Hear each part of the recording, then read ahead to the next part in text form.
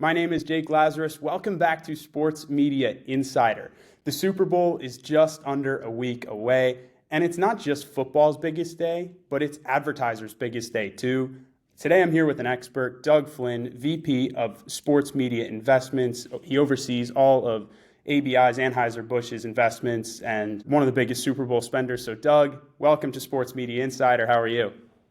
Great, Jacob. Thanks for having me on. Yeah, I'm excited to see what you guys have coming down the pipeline for the Super Bowl next week. So I guess where I have to start, who's winning? Who's going to win? I have no horse in the game. I'll say Chiefs. All right, give me the Chiefs. I like that. So for you as an advertiser, what makes a Super Bowl investment worth it? It's between $7 million. There's units going for as high as $8 million. So what makes a unit like that worth it, and how do brands justify that type of ad spend? Yeah, great question. I mean, look, ultimately, it's the Super Bowl, right? There's no explaining it.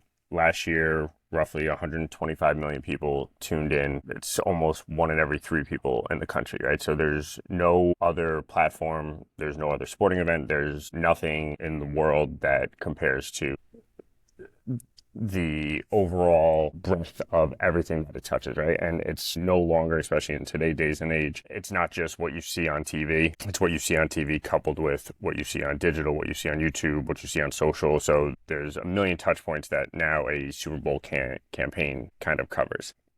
Not only that, but for a lot of advertisers, us included, the Super Bowl is more or less like the jumping off point for a brand's creative message for the year, right? So it's whatever somebody's going to go with for 2025. A lot of that starts with the Super Bowl. You know, we utilize the highest viewership moment for the year, and that's key to brand strategy. Helps generate buzzworthy moments, capitalizes on engaged viewers, where, you know, typically we see audience fragmentation. I think just as even a casual, right, that it brings in. You always hear about the people that are more interested in the commercials than the actual game itself. And I think that really rings true. And so that's kind of what justifies the cost of the spot. I think not many times or in many places the juice is worth the squeeze. But in this instance, you know, it's if you're doing it right and it all does depend kind of on your creative, then it is very well worth it. So obviously back in the day, you just had the 30-second spot and you touched on it. It's far beyond just that 30-second unit. It's everything from digital to social media and everything beyond. So in your career in advertising, how have you kind of seen the evolution of that 30-second spot to being just that spot to what you guys do when it's like social, digital, and everything? Because with ABI, it's with celebrities and influencers, Post Malone, Peyton Manning, Shane Gillis. So talk a little bit about how you've seen that evolution take place. Yeah. You know, like you said, like it used to just be a 30-second spot. You'd see it and you'd talk about it, you know, the following day at work, and they would be like, oh, did you see that? And, you know, that would kind of be the start and the end of it. But nowadays, especially with social and YouTube, right, and like the YouTube ad blitz or ad meter, there are Super Bowl campaigns that launch weeks before the Super Bowl even starts, right, with teaser ads that a lot of companies do. I forget, you know, forgive me, I forget what brand it was. I think it was a car maybe, or it might have even been Dunkin' Donuts. I don't know, but there's been a handful of brands that have done it over the last number of years, and it's these build-up campaigns. I mean, right. Budweiser's done it for years with the Clydesdales. We've seen it even this year. It's the horses that come back, and it's the build-up to this one, I guess no pun intended, but one shining moment for your big Super Bowl moment. Yeah, I think a lot of it kind of starts in like that AFC NFC championship game, right, where you'll see like a 15-second teaser ad, and then you'll come to see the full spot on Super Bowl. With linear and the actual Super Bowl, we rely on ad meter, the viewership ratings as like points of success. But in today's landscape, like as you said, like given the shift towards digital first channels, you know, we try to connect that digital landscape to the historical linear traditional focused tentpole moments, and that's all by creating like fit for format creative, right? So it'll run across whatever platform you are consuming it on, I'll say, and you know, that's through paid and organic, right? Like I think just speaking anecdotally, like people, I'll use Budweiser for an example, right? Like they love the Clydesdales, and you'll get people that will reach out to you and be like, "Oh man, like that's like great." And like outside of the Super Bowl, nobody is ever reaching out to me to tell me how much they, like a commercial. It's just in a universe completely on its own. And then when you couple that with like tracking mentions and engagements and comments and likes and views, so on and so forth, there's PR that goes into it. So it really is a true, I would say it's now like an ecosystem that has been created all around this one moment that is going to live within, the Super Bowl. So just a quick question, just a clarifying question for anyone that's watching or reading that doesn't know what ad meter is. Can you just explain what ad meter means to you guys? Yeah, so ad meter more or less just judges what people think about the Super Bowl. You can go and you can vote for what is the, whether it's the funniest or most sentimental, right? And that is how I think it means more, to be honest, it means more to creative agencies than it does to people in investment. Like, obviously, we want everybody to love the spot, but that's really where it comes down. It's run by USA Today. People go and vote. And yeah, it really is. It's like I don't know, it's like a poll or like a survey that you can measure your success It's if, an if easy way. that's It's what an you easy care judge of about. six. It's an easy Right. way. It's an easy judge of success. It's an easy meter of success for any campaign and how its messaging comes across to an audience. I think you mentioned one that all of your friends talk about, and whether it's the Clydesdales. I think growing up, my favorite Super Bowl ad, something that me and my friends here still talk about. Do you remember the Puppy Monkey Baby ad? Puppy monkey, yeah, I do actually. Puppy monkey baby, puppy monkey baby. What you know what? I couldn't tell I you think who it was, but I do remember it. I'm pretty sure I might be wrong. I think it was Fidelity. It's just something random It that popped was into my head, it was Mountain or Dew. E Trader or something. No, no, those were E-Trader was the little baby, like, But you're and it right, was like, yeah, no, Puppy Monkey Baby was Mountain Dew, Mountain Dew. But right? So like, but that's the thing, in like, you that don't even remember context, who it was, but you just remember that, like, we were hanging out the other day, and someone just started singing it, and it was just this kind of weird moment. But for me, growing up in the ad world and working in the ad world, it's something that resonates. It's a message that has literally nothing to do with Mountain Dew. It has nothing to do with football, and it's puppies, monkeys, and babies singing some catchy jingle and has everybody talking. So I think that kind of embodies what it means to have success. So for you guys with your brands at ABI, how do you guys measure and sustain success with those 30-second spots? Are you guys just kind of keeping track of viewership and how many impressions your yeah, spots do, or is it across all platforms, or is it engagement across all platforms? What are you guys most looking for? yeah. I mean, it's different. It's different for everybody. But for us, like our big KPIs are views, engagement, because those are things that we have a little bit more. I don't want to say control over, right? But it comes with the creative messaging. It comes with the actual creative itself, sentiment, like what people think. Whereas we want everybody to watch the Super Bowl. We want as many people as possible to see it. People can go and search it out, right? Like the Super Bowl is the game itself. Like we can't control the ratings. We can't control how many people are going to go watch it. But when we actually put the creative, whether it's the full 60-second spot, whether it's the full 30-second spot, whether it's a 15 or if it's a 6 cut down specifically for social, right? Like we can control who sees that, where we are putting that in front of people on the right platforms to get the most engagement, to get the most um, views. And then with that comes PR, right? So it's like whether or not it's organic or paid, we just want people talking about it. We want it to resonate. We want it to become, I mean, there's a term, I don't really love it because it's so played out, but we talk about like the cultural zeitgeist where we want it to just be as a part of and synonymous with like the Super Bowl and people enjoying it. And then the next thing, right? It's like, how was the game? Like, game was great. Did you see the Bud Light ad? Did you see the Ultra ad? Or did you see the Budweiser ad? Like, so that's kind of how we measure success. There's no one right way to do it, or it's not a perfect science, and it's different for every advertiser. But for us specifically, like, those are really the things that we look for and care about. You kind of played right into my next question. Talking about ad optimization, you guys can kind of pick and choose who is seeing your ad, where are they seeing your ad, and how are they seeing your ad. So Do people in investment in advertising, how much is artificial intelligence, AI, being used for stuff like that, if at all? And do you think that AI has a future application in that field of work? Yeah, I mean, I don't think, I would say not yet, and I would say especially not for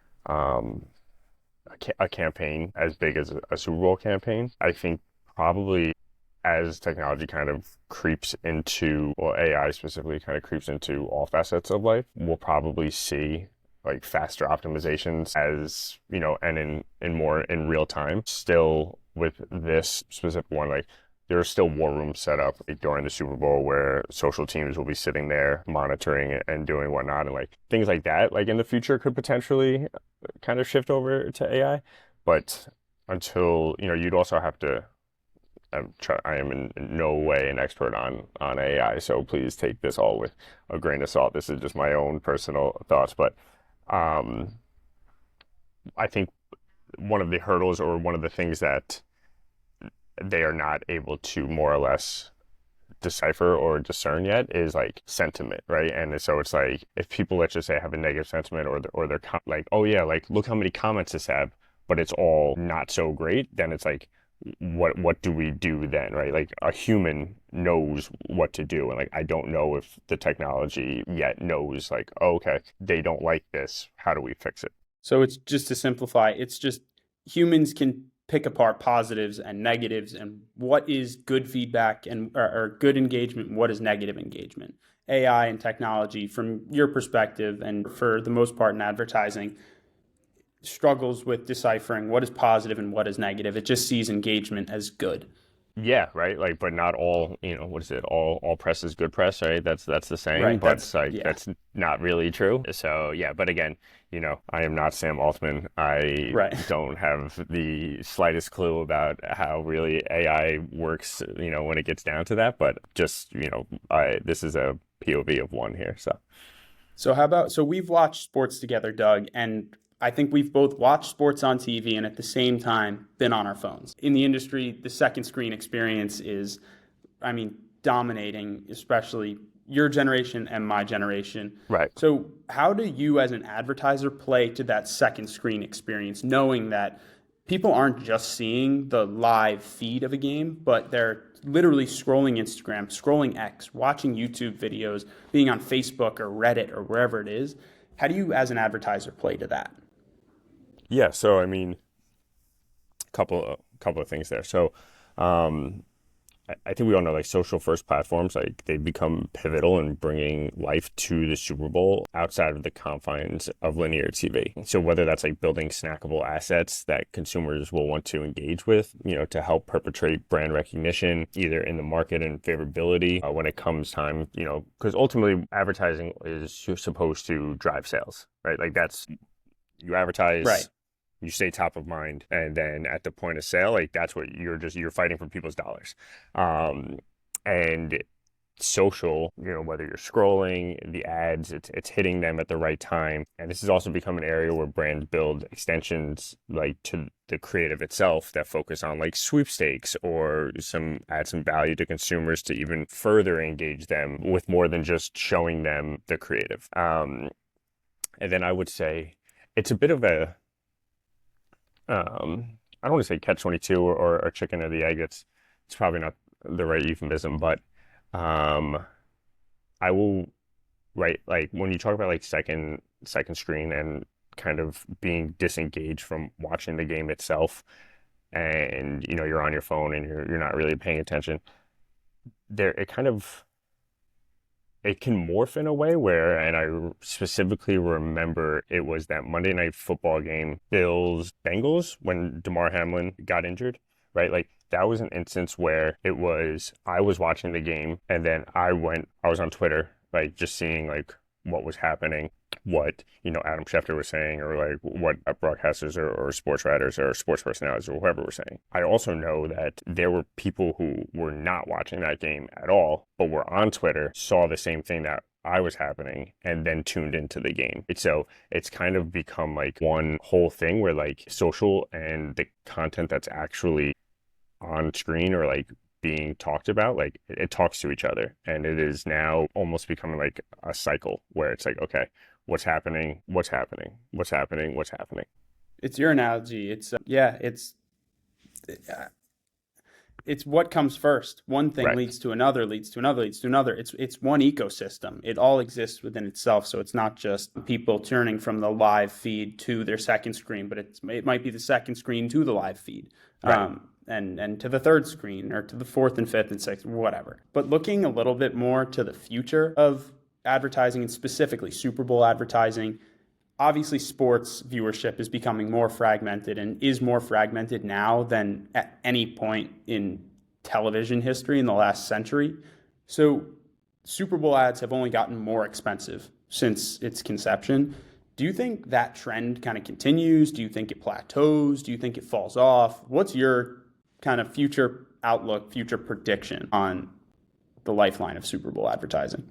Yeah, I mean, until something comes along that can garner as much attention and gather as many eyeballs in one place as the Super Bowl, I don't expect it to change. There will always be people, right? Like there will always be people willing to pay because ultimately the marketplace deems that is what it's worth. And there are, I don't want to say it's like FOMO, right? But like people don't want to miss out on the opportunity to advertise in the Super Bowl.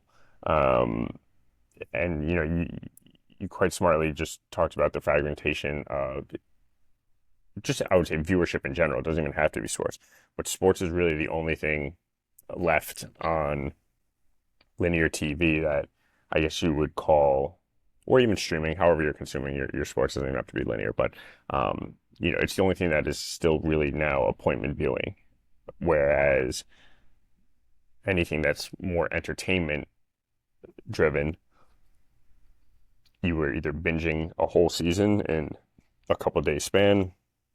You couldn't catch, you couldn't watch I don't know, White Lotus coming out, right? Sunday night. So you just catch it on Monday or Tuesday, right? Like there's nothing as immediate and as attention grabbing and that you can't miss than sports. So I don't expect it to plateau. I don't expect it to change because there's nowhere else you can go to get what you're getting from the Super Bowl. You sound excited for season 3 of the White Lotus coming out in a couple of weeks. I was talking to somebody earlier today, and they were asking me if I was going to watch it, and that's really why it popped into my head.